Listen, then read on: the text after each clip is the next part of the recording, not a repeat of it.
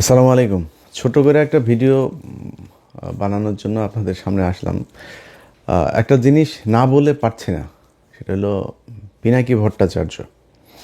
তার ভিডিও আমি আগে এত নিয়মিত দেখতাম না, যতটা নিয়মিত এখন এই গেল 3-4 মাস ধরে দেখি। ধরেন 2টা ভিডিও দেখতে পারি নাই বা 3টা ভিডিও দেখতে পারি নাই, 1 সপ্তাহ পরে যায় 3টা ভিডিও একসাথে দেখে নিচ্ছি।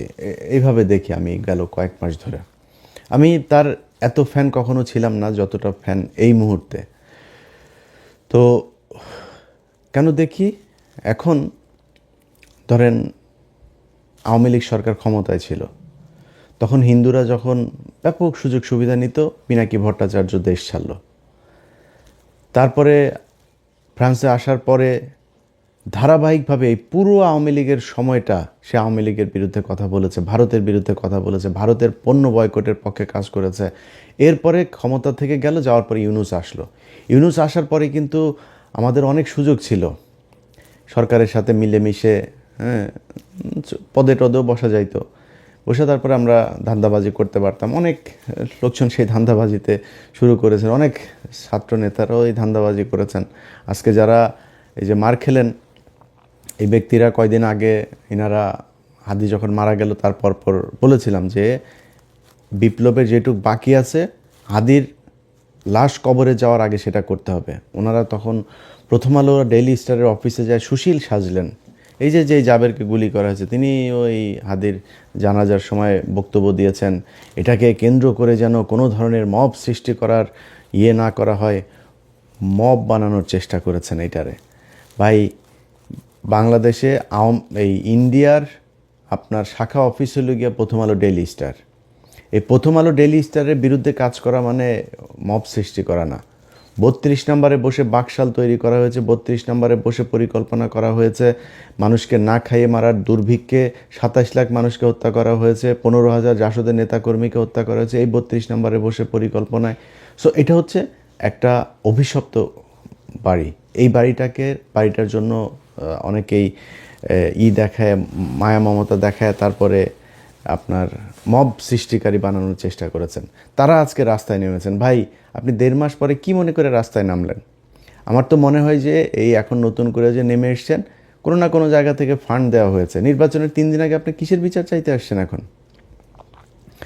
7 দিন নাই এই সরকার ক্ষমতায়, তাদের কাছে আপনি বিচারের জন্য এখন এসে নামলেন। এটার পিছনে একটা উদ্দেশ্য আছে। আমি সরকারের কাছ থেকে, পুলিশের কাছ থেকে যেটা শুনেছি, আওয়ামী লীগের লোকজন তাদেরকে টাকা পয়সা দিয়েছে এখানে কিছু নেতাকে দিয়া, তারপর তাদেরকে বসাইছে এখানে গ্যাঞ্জাম করার জন্য। তো এখন আপনি কিসের বিচার? হঠাৎ করে এসে বিচার চাচ্ছেন? বিচার, হাদির বিচার এই দেশে হবে না, হাদির খুনিও হবে না। আমি জানি না, যদি নাকি সামনে নির্বাচনী সরকারের পরের সরকার কে আসে সেটার উপরে একটা ক্ষীণ আশা আছে। এই মুহূর্তে আর এটারে নিয়ে কোনো কথাবার্তা বলে লাভ নেই।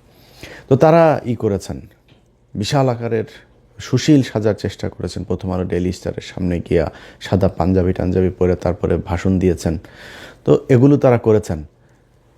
তারা হারে হারে টের পাবে প্রথম আলো ডেইলি স্টার কী জিনিস, উদিচি কী জিনিস, ছায়ানট কী জিনিস, প্রশিকা কী জিনিস। ওই উত্তরাতে একটা স্কুল আছে ডিপিএস, এই ডিপিএস এই টাইপের কিছু স্কুল, ইন্দিরা কালচারাল সেন্টার, এরকম কিছু জিনিস আছে উত্তরার। এই ডিপিএস দিল্লি আপনার পাবলিক স্কুল, এই স্কুলের ভেতরে যাদের সন্তানরা পড়ে, কোনো মুসলমান এই স্কুলে পড়তে দিয়েন না। এটা পুরো একটা রয়ের আড্ডাখানা। সেখানে ওইখানকার যেসব শিক্ষকরা আছে, এই শিক্ষকদের অনেকের বাড়িতে আপনার করা হয়, কি বলে, বৈঠক হয়। সেনাবাহিনীর লোকজন, ভারতীয় হাই কমিশনার, তারা গিয়ে গিয়ে তারপরে বৈঠক করেন। তো এগুলো হচ্ছে এখন এই টাইপের এই প্রতিষ্ঠানগুলোকে বাংলাদেশে রাখা যাবে না। এগুলোকে রেখে বাংলাদেশের স্বাধীনতা, সার্বভৌমত্ব আপনি টিকায় রাখবেন, এটা খুব কষ্টকর হবে। যেই কারণে এগুলোর বিরুদ্ধে ব্যবস্থা নিতে হবে। আমরা 1.5 বছর অপেক্ষা করেছি প্রথম আলোর এই টিপু সুলতান, মতিয়ার, এই সন্তোষ শর্মা কালবেলার, তারপরে প্রথম আলোতে আরও আছে মহিউদ্দিন, তারপর ওই যে গিয়েছে এখন এফপিতে গিয়েছে আপনার সাবিহা, এই যে এই আপনার শফিক, আপনার তত্ত্বাবধায়ক সরকারের যেই শফিক, এরা এরা সব সিন্ডিকেট। এরা এই আপনার বানানোর, ইদানিং আবার বিবিসি বাংলা তাদের সাথে যুক্ত হয়েছে। এই সিন্ডিকেট মিলে বাংলাদেশকে জঙ্গি রাষ্ট্র বানানোর জন্য আপনার আবার নতুন করে পায়তারা করছে। তো তাদেরকে আপনার বন্ধ করতে হবে, তো আপনি করেন নাই, না করে তারপরে রাষ্ট্র পরিচালনা করবেন, সুন্দর করে আপনার চালাবেন, এটা মনে করার কোনো কারণ নাই। যাই হোক, এখন ধরেন আমি আর পিনাকি দাদা, আমরা দুজন এই সরকারের শুরু থেকেই এখন পর্যন্ত আমরা একটা জায়গায় স্থির থেকেছি যে আওয়ামী লীগের ব্যাপারে জিরো টলারেন্স দেখাইতে হবে। এইখানে কোনো নমনীয়তা চলবে না। চুরি করেন, বাটপারি করেন, যা করেন ইচ্ছা করেন। ও মা, হত্যা মামলার আসামিরা উপদেষ্টাদের সাথে যায় বৈঠক করে। তো আমি আমার এই জার্নিতে আমি পিনাকি দাদাকে সব সময় পাশে পেয়েছি। তিনি এই মুহূর্তে আমি মানে খুবই হতাশা নিয়ে আপনার মানে চুপচাপ বসে আছি, অনেক কিছু দেখেও না দেখার ভান করে অনেকে অনেক কিছু পাঠায়, ভাই আমি এটি নিয়ে আর এত মাথা ব্যথার কিছু, মন চাইলে একটু কথাবার্তা বলি, ভাই কথা বলি। তো এগুলির বাইরে নতুন করে আর খুব বেশি কিছুতে যাইতে চাইতেছি না। কিন্তু যেই কাজটা আমার করতে হইতো, আমার পুরো কাজ দাদা করে ফেলছেন। সো যেই কারণে যারা দাদার ভিডিও দেখেন, আমার সাবস্ক্রাইবার যারা আছেন, দুইটা মানে আমাদের তো কমন আপনার ওনার আমার ইউটিউবে সাবস্ক্রাইবারও প্রায় সমান সমান। সো ওনার ভিডিও যারা দেখেন আমার ভিডিও তারা দেখেন, আমার ভিডিও যারা দেখেন ওনার ভিডিও তারা দেখেন। আমার সাবস্ক্রাইবার যা আছে সবাইরে বললাম আপনারা ওইখানে চলে যান, ওইখানে গিয়ে দাদার ভিডিও দেখেন। দাদার কথাবার্তা যেটা ওইটা মনে করবেন আমার ভাষা। উনি আমি যা বলতে চাই আমার কথাগুলি উনি কেমনে যেন বলে দেয়। আমি গত 3-4 মাসে বিচার করে আমি বিগ ফ্যান হয়ে গিয়েছি তার। মানে আমার অনেক কথা আছে যে কথাগুলি একদম হুবহু সেই কথাগুলো তার মুখ দিয়ে বের হচ্ছে। তো এই যে ভিডিওগুলো করছেন, এই ভিডিওগুলো করার কারণে তার বিরুদ্ধে এখন নতুন করে তাকে জামাতের আমির টামির, ধরেন আজ থেকে 6 মাস 1 বছর পরে আমারও অনেকের সাথে কথা হইলে তারপরে তারা বলতো যে ভাই উনি তো হিন্দু মানুষ, ওনার ব্যাপারে একটু সন্দেহ হয়। তো আমি বলতাম যে ভাই দেখেন, উনি তো হিন্দু হইলেও উনি যে কাজগুলো করছেন সেই কাজগুলো তো গুরুত্বপূর্ণ। উনি যতদিন কাজ ঠিক করবেন ততদিন আমাদের ওনারে নিয়ে সন্দেহ টন্দেহ করার তো কিছু নাই। যেদিন লাইন থেকে বিচ্যুত হবে সেদিন আমরা নিজেরাই কথা বলবো, সমস্যা কি। কিন্তু এই গেল 6 মাসে আমি নিজে এইভাবে কারোর সাথে আর এটা নিয়ে এগ্রি করি নাই যে না, এই 6 মাসের ভিতরে আমার কেউ বলে ভাই আর কত একজন মানুষের জাজ করবেন, আর কত পরীক্ষা নেবেন তার। সেই 2014-15 সাল থেকে শুরু করে ধারাবাহিকভাবে সে ভারতের বিরুদ্ধে কাজ করছে এবং ভারতের বিরুদ্ধে জ্বালাময়ী বক্তব্য, ভারতকে এই করে ফেলবো সে, এইটা না, এইটুক না, খালি একদম তথ্য প্রমাণ সহ ইতিহাস ভিত্তিক। এইটা মানে আমাদের এই বাংলাদেশে বহু লোকজন আছে যারা আমাদেরকে ভিউ ব্যবসায়ী, তারপরে অনেক তুচ্ছতাচ্ছিল্য করে কথা বলেন। তাদের ভেতরে অনেকেই এখন ইউটিউবে, যেমন ধরেন মাসুদ কামাল এক সময় বলতো যে আমরা হইলাম গিয়া টাকা পয়সার জন্য ভিডিওতে কথা বলি। হ্যাঁ, মাসুদ কামালের যে ইউটিউব চ্যানেল আছে ওইটাতে মনিটাইজেশন করে নাই, 1 টাকাও উনি কামাই করেন না, ফ্রি সোশ্যাল সার্ভিস দেন। ভিডিও করার আগে মনিটাইজেশন কেমনে করা লাগে সেই হিসাব করে তারপরে শুরু করেছেন। যার সাথে কথা বলেন তিনি বলেছেন ভাই কয়দিন পরপরই মানে মনিটাইজ হওয়ার আগে পাগল হয়ে গেছে, কবে হবে, কেমনে তাড়াতাড়ি করা যায়। হ্যাঁ, চিঠি আসে না কেন, কোড আসে না কেন গুগল থেকে, কত কিচ্ছা কাহিনী। এখন তিনি টাকা খান, তার ভিডিও একটা আপনি চ্যানেলে দিয়েন, সাথে সাথে কপিরাইট খেয়ে যাবেন। আমি ইলিয়াস একমাত্র অধম ব্যক্তি যিনি আমার ভিডিও নেয় কত মানুষ চালায়, 10,000, 20,000, 50,000 টাকা কামায়, কারণে ইলিয়াস কোনো দিন কপিরাইট দেয় নাই। অথচ আমরাই হইলাম গিয়া খুব অনাহারি, অভাবী, ইউটিউবের টাকা দিয়ে আমরা চালাই। এই ইউটিউবের টাকা তো খাই, আমার ইউটিউবের টাকা আমি খাবো না তো আপনি খাবেন? কিন্তু যারা এতদিন ধরে টাকার ব্যাপারে খুব দেখাইতেন, আমাদের অচ্ছুত একটা ভাব নিয়ে কথাবার্তা বলতেন, তারা আজকে টাকা খান কেন? ইউটিউবের মনিটাইজেশন অন করেছেন কেন আপনারা? চ্যানেল করার আগে মনিটাইজেশন অন করার চেষ্টা করেন। তো ওনাদের কাছে খুব খারাপ লাগে পিনাকি এখন যেগুলো বলে। তো গত 6 মাস ধরে আমার কেউ এটা বললে তারা সরাসরি বলেছে যে ভাই এটা বন্ধ করেন। পিনাকি যদি, আমি জানি না সে এখনও হিন্দু আছে কিনা, যদি সে হিন্দু হয়ে থাকে তাহলে সে জেনুইন হিন্দু, অরিজিনাল হিন্দু যদি কেউ হয়ে থাকে তাকে তিনি বহুশ্বরবাদ হইতে পারবে না। তো এটা হিন্দু ধর্ম অনুযায়ী আপনাকে এক ঈশ্বরবাদ হইতে হবে। তো উনি হিন্দু ধর্মের একদম যেসব বিষয়গুলো সমালোচনা করার মতো উনি নিজেই সমালোচনা করেন সেগুলো নিয়ে, এবং খুবই তথ্য প্রমাণ এভিডেন্স দিয়ে তারপরে করেন। সো ওনারে নিয়ে জাজ করা বন্ধ করেন। উনি যা বলছেন এগুলো বলার কারণে বিএনপি ওনার বিরুদ্ধে এখন উঠে পড়ে লেগেছেন যে উনি হইল গিয়া দেশদ্রোহী, উনি পাকিস্তানের প্রেসিডেন্ট, জামাতের আমির।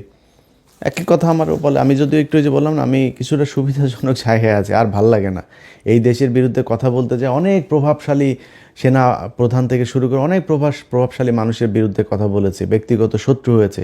লাভটা হয়েছে কি? 5 তারিখের পরে এই দেশ ঠিক হয় নাই। এই দেশ জীবনে কোনো দিন ঠিক হবে, মানে নিকট ভবিষ্যতে ঠিক হবে, এটা আমার মনে হয় না।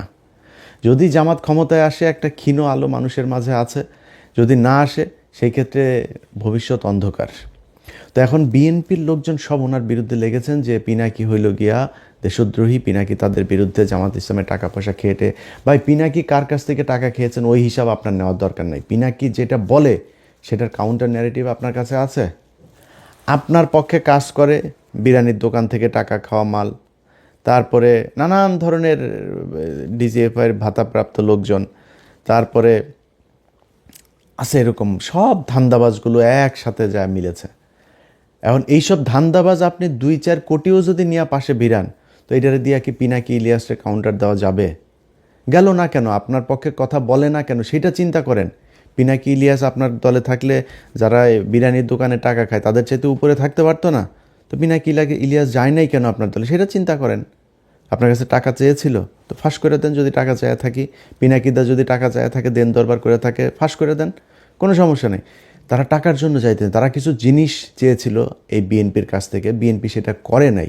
সে বিএনপির কি, যে আওয়ামী লীগের লোকজনকে আপনারা আনতে পারবেন না। ওনাদের এখন মিটিং মিছিলে সরাসরি ওপেনেই বলে আওয়ামী লীগ আমাদের ভাই ভাই, আওয়ামী লীগ আমাদের ভাই, ওদের মামলা, ওদের বিরুদ্ধে কোনো পুলিশ যদি হয়রানি করে থানা ঘেরাও করা হবে। এগুলো বিএনপির লোকজন বলছে সরাসরি। এগুলো আমাদের গালে জুতা মারার মতো অবস্থা, যেই কারণে তাদের পক্ষে দাঁড়াইতে পারি নাই আমরা, যে কারণে পিনাকিদা আজকে কথা বলে। এখন পিনাকিদা যেই কথাগুলো বলে, ওটার আপনার কাছে কোনো জবাব আছে? ও আপনি ফ্যামিলি কার্ড দিবেন, সেই ফ্যামিলি কার্ড দেওয়ার জন্য মানুষের কাছ থেকে কিছু জায়গায় টাকা নেওয়া হচ্ছে, কিছু জায়গায় বলা হচ্ছে এটা এটিএম মেশিনে ঢুকাইলে নাকি টাকা কচকচ করে বের হয়ে আসবে, কিছু জায়গায় বলে পান বিড়ি চা নাস্তা যা আছে সব ফ্রি দিবে, কেউ বলে চাল ফ্রি দিবে, কেউ বলে 200 টাকার বাজার করলে 100 টাকা ফ্রি। আরে ভাই, এই কী অবস্থা? ট্রিটমেন্ট করতে গেলেও বলে সেখানে এই কার্ড ঢুকায় তারপরে ট্রিটমেন্ট ফ্রি করা যাবে। মানুষের কাছ থেকে বলে টাকা হাওলা তো করা যাবে ব্যাংক থেকে এই টাকা দিয়া।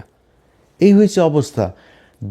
ক্ষমতায় যাওয়ার আগেই একটা কার্ড নিয়ে আপনারা দুর্নীতি শুরু করেছেন, মিথ্যাচার শুরু করেছেন। ক্ষমতায় যাওয়ার পরে আপনারা কি করবেন আমরা সেটা চিন্তা করেন। এখন জামাত ইসলামের সাথে লাগতে যান। জামাত ইসলামের ক্ষমতায় যাওয়ার নাই, জামাত ইসলামের ক্ষমতায় যাওয়ার নাই, এটা সত্যি কথা, অভিজ্ঞতা নাই। আপনাদের মতো ব্যাংকের টাকা লুটপাট করার অভিজ্ঞতাও নাই, এটাও সত্যি কথা। আপনাদের মতো বিদ্যুৎ না দেওয়া তারপরে আপনারা কিমি বিক্রি করেছেন, এগুলো সত্যি কথা। আর অনেক কিছু আছে যেগুলো আপনারা করছেন। তো এই যে কাজগুলো করেছেন, এটা তো জামাতের নাই। জামাত ইসলামের অভিজ্ঞতা আছে কিসের? জামাত ইসলাম তাদের সংগঠন, তাদের নিজস্ব প্রযুক্তি, নিজস্ব চিন্তা ভাবনা, নিজস্ব পলিসি দিয়ে সাউথ এশিয়ার ভেতরে শীর্ষস্থানে নিয়ে গিয়েছিল তাদের ইসলামী ব্যাংকে। তাদের প্রতিষ্ঠানে যান, কোনো গ্যাঞ্জাম আছে? তাদের প্রতিষ্ঠানে যান, কোনো লস আছে? তাদের প্রতিষ্ঠানে কোনো বিশৃঙ্খলা আছে? নাই। সবগুলো প্রতিষ্ঠান সুন্দরভাবে চলছে। তারা এই প্রতিষ্ঠানগুলো যদি সুন্দরভাবে চালাইতে পারে, তাহলে রাষ্ট্রটাকেও সুন্দরভাবে চালাইতে পারবে। তাদের ব্যাংক যদি এত সুন্দর হয়, আর সরকারি ব্যাংকগুলো প্রতি মুনাফা তারা টানাপোড়ানের ভেতরে আছে, সব সময় প্রতি বছরই বাংলাদেশ ব্যাংকের তাদেরকে আপনার দিতে হয়, পুঁজি দিতে হয়, না দিলে ব্যাংক বন্ধ হয়ে যাওয়ার মতো অবস্থা। আর ইসলামী ব্যাংক হু হু হু হু করে উঠেছে। এই গেল 15 বছরে হাসিনা যখন এই ব্যাংকে নিয়েছে, তখন আবার এটা লুটপাট শুরু হয়েছে, এটা নিচের দিকে অধঃপতন শুরু হয়েছে। আবার জামাত ইসলাম নিয়েছে, এখন আবার উপরের দিকে যাচ্ছে।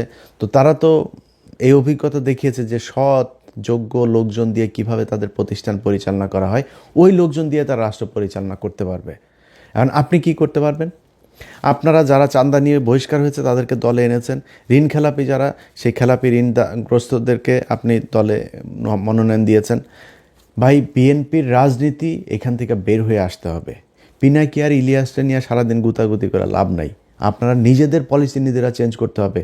যেই লোকজনকে দিয়ে আপনি টাকা পয়সা নিয়ে 5 কোটি টাকা নিয়ে আপনি মনোনয়ন দিয়েছেন, সে 50 কোটি টাকা ইনকাম করবে, এটাই স্বাভাবিক। একদম মানে জাস্ট একটু সুবিধাজনক জায়গায় থাকার জন্য বললাম। 0.1% সৎ, একদম 99.9% একদম সব অসৎ। এই বিএনপিতে সব অসৎ। এখন অসৎ মানেই আবার এখানে আবার কিছু বিষয় আছে। বিএনপিতে বিশাল একটা সংখ্যা আছে যারা এন্টি ইন্ডিয়ান।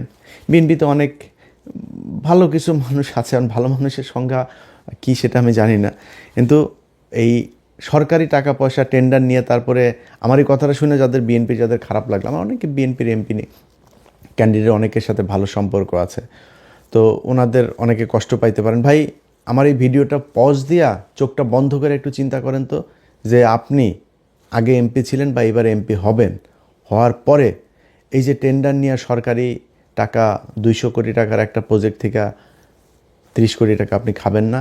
নিজের মানে আমার গালি দেওয়ার আগে নিজের বুকের মধ্যে হাত দিয়ে চোখটা বন্ধ করে একটু জিজ্ঞেস করেন খাবেন কিনা। তা এটার মানেই তো অসৎ, এটাই বুঝাইতে চেয়েছি। 99.9% তাদের এটা ব্যবসা হিসাবে নিয়েছে, যে এটা সিস্টেমটা এরকম। এই সিস্টেমে বাংলাদেশের রাজনীতি চালানো যাবে না, কারণ এমন একটা দল আপনাদের ঘাড়ের উপরে নিঃশ্বাস ফেলছে, যারা 1 টাকার দুর্নীতি করে না, যারা কারোর বাড়িঘর দখল করে না, যারা ঘুষ খায় না, সুদ খায় না, যারা আরেকজনের মেয়েকে দেখে ইফটিজিং করে না, যারা ওই আপনার বাড়ি করতে গেলে রড সিমেন্ট ইট দেওয়ার জন্য আপনার বাড়িতে যায় হামলা চালায় না, আপনার দোকানে গিয়ে চাঁদাবাজি করে না, সেই দলটার সাথে আপনাকে কম্পিটিশনে থাকতে হইলে আপনাকে ওইরকম কোনো একটা কিছু নিয়ে আসতে হবে। আগের পলিসি দিয়ে রাজনীতি করতে গেলে আওয়ামী লীগের সাথে নিয়ে না, আওয়ামী লীগের সাথে আরও কোনো দল যদি সাথে নেন সেগুলো নিয়েও লাভ নেই, কারণ সাধারণ মানুষ বুঝতে শিখেছে। ঘরের মধ্যে বসে একটা নারী ফোনের মধ্যে দেখছে যে একটা মেয়ে ভোট চাইতে গিয়েছে, তার পেটের মধ্যে লাথি মারা হয়েছে, আপনারা ভোট দিবে সেই ব্যক্তি? আপনি জোর করে মানুষের কাছ থেকে আপনার সামনে ধানের শীষের মিছিলে যাবে, সেই ব্যক্তি ভোটের দিন দাঁড়িপাল্লায় ভোট দিবে, আপনি জিতে যাবেন? এত স্বপ্ন দেখা উচিত না। যাই হোক, আমাদের নিয়ে সমালোচনা না করে আপনাদের উচিত হবে এই নিজেদের সংশোধন করা। নিজেদের সংশোধন করলে আমার মনে হয় আপনাদের দলের জন্য ভালো হবে। সবশেষ সবাইরে আবারও বলি, পিনাকিদার ভিডিওগুলো, প্রতিটা ভিডিও যারা দেখেন নাই তারা গত 2 মাস ধরে কী কী ভিডিও করেছে পিছনে যায় ওনার চ্যানেলে গিয়ে তারপরে সাবস্ক্রাইব করে আসবেন, সাবস্ক্রাইব করবেন। যাদের মনে হয় যে যারা দেশের জন্য কাজ করে তাদের চ্যানেলে সাবস্ক্রাইব করবেন, তাদের পেজে ফলো দিয়ে রাখবেন। আশপাশের লোকজনকে নিয়ে ফোন দিয়ে তারপরে দাদার চ্যানেলে বলবেন যে এই ফোনটা দেন, ওর চ্যানেলে ইউটিউবে ঢুইকা দাদার চ্যানেলটা খুঁজে বের করে সাবস্ক্রাইব করাই দিবেন। প্রথম আলোতে যদি ও 20 মিলিয়ন ইউটিউব চ্যানেলে সাবস্ক্রাইবার থাকে, ওইখান থেকে বের হবেন, বের হয়ে আসা দাদার চ্যানেলে ঢুকবেন। এটা দেখার দরকার আছে। মানে আমি আর আমার নিয়ে মার্কেটিং করলাম না, কারণ আমি এখন ভাই খুব অসহায়ের মতো আছে, আমার মানে ভাল লাগে না আর। এই গত 1.5 বছরে যা দেখলাম, কত মানুষকে ফেরেস্তার মতো মনে করতাম, শালা সব মালখোর। এই মালখোরদের দিয়া আর বেশি বিপ্লব দেখাইতে ভাল লাগে না, এই জন্য একটু সুবিধাজনক অবস্থায় আছি। দাদা এখনও বিপ্লবের ঠিক জায়গায় আছে, এই জন্য দাদার এখানে যাইতে বললাম। ভিডিও দেখেন, দেখে ডিসিশন নেন ভোট কাকে দিবেন কাকে দিবেন না। সবাই ভালো থাকবেন, আল্লাহ হাফেজ।